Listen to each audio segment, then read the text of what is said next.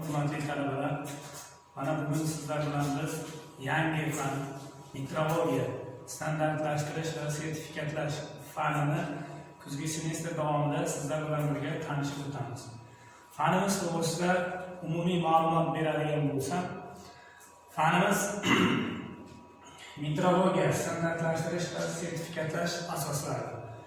Kuzgi semestr davomida o'tiladigan fanimizning umumiy soati 244 soat, shundan ma'ruza mashg'ulotlarimiz 52 soat, amaliy mashg'ulot 78 soat, mustaqil ta'lim 144 soat. Metrologiya va sertifikatlashtirish fanimiz quyidagi 3 ta moduldan iborat. Bular: birinchisi metrologiya, ikkinchisi standartlashtirish, uchinchisi sertifikatlash. Biz 3 ta modul asosida fan to'g'risida umumiy ma'lumot hosil qilamiz va har bir modulda alohida mavzular, alohida materiallar bilan tanishib o'tishingiz mumkin. Quyida biz modullar qanday tarkiblardan tuzilganligini ko'rib o'tamiz. Birinchisi metrologiya. Metrologiya fanning bu qismida biz umumiy o'lchashlarni qishloq xo'jaligida va boshqa xo'jaliklarda amalga oshiriladigan ishlarni o'rganishimiz mumkin bo'ladi. Bundan o'lchashlarning umumiy tavsifi, o'lchashlar vositalarini texnik nazoratga olish, o'lchash vositalarini umumiy xo'jaliklarga tatbiq etish va ularni turli xil laboratoriya sinovlarida yil mobaynida yoki ma'lum bir vaqt mobaynida nazorat qilish ishlari bilan tanishib o'tamiz. Metrologiya qismimizda biz umumiy olganda o'lchash vositalari, uzunlik o'lchovlari, og'irlik o'lchovlari, tok o'lchovlari va boshqa bir qator o'lchash vositalari va o'lchanadigan materiallar bilan tanishib o'tishimiz mumkin. Keyingi qismimizda biz bilamizki, o'sha har bir sohada, masalan qishloq xo'jaligi sohasida ham ishlab chiqarishni standartlashtirish amalga oshiriladi. Biz fanimizning mana shu qismida, ya'ni standartlashtirish qismida umumiy xo'jaliklarda va qishloq xo'jaligida standartlashtirish ishlarini qanday tashkil etish, ularga boradigan jarayonlar, standartlashtirishning shartlari va umumiy qonun qoidalari to'g'risida sizlar bilan fanimizning mana shu standartlashtirish qismidan qisqacha tanishib o'tamiz.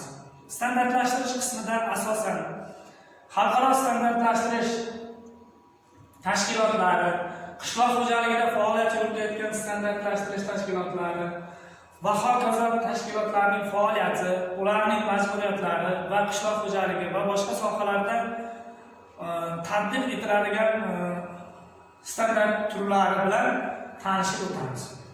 Undan keyingisi fanimizning 3-modul qismi sertifikatlash. Biz yuqoridagi 2 ta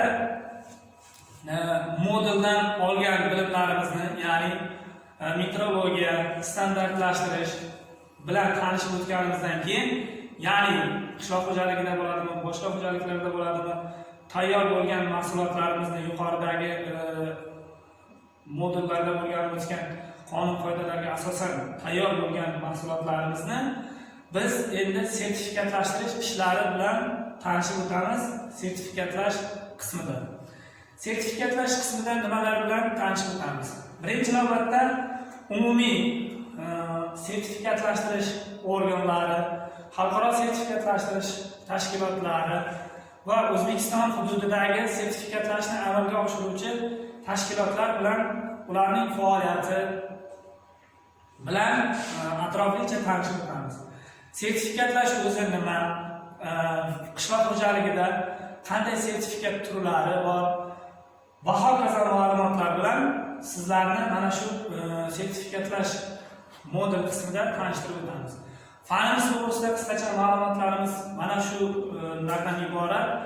Fan to'g'risida kerakli boshqa materiallarni biz modul platformasida sizlar bilan hozirgi kunda onlayn tarzda olib borayotgan modul platformasidagi qo'shimcha asosiy va qo'shimcha adabiyotlar va internet saytlariga bu fan haqida ko'proq ma'lumot olishingiz uchun adabiyotlar va internet ma'lumotlarini joylashtirganmiz. Ana shu saytlardan va adabiyotlardan foydalanib, fanimiz to'g'risida bundan da ko'proq ma'lumot olishingiz mumkin bo'ladi. E'tiborlaringiz uchun rahmat.